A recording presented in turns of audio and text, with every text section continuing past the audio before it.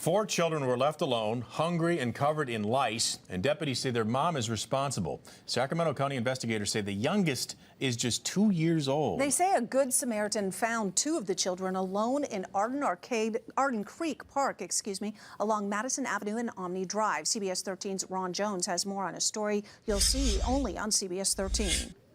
Investigators also tell CBS 13 that one of the children is developmentally disabled and was abandoned here overnight.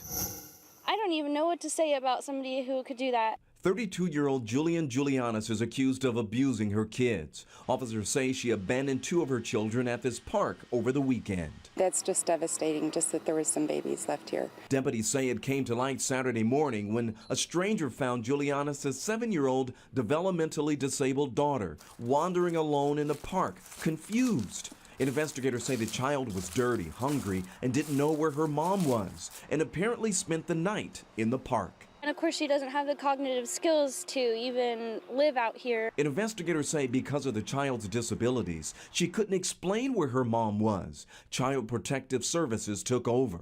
And then on Sunday, investigators got another call from a different Good Samaritan saying they found a 5-year-old girl wandering in the same park alone. Oh my gosh. That child allegedly led officers to Julianis' nearby home where 2 more children, ages 10 and 2, were found deprived and covered in lice. And I know the people around this park are all very friendly and good Samaritans. Neighbors believe those Good Samaritans saved the children from disaster. So many things could have happened to them, whether it was by a predator or a homeless person or just anybody.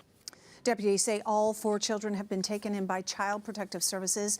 Julianis faces child endangerment charges and is in jail on $50,000 bond.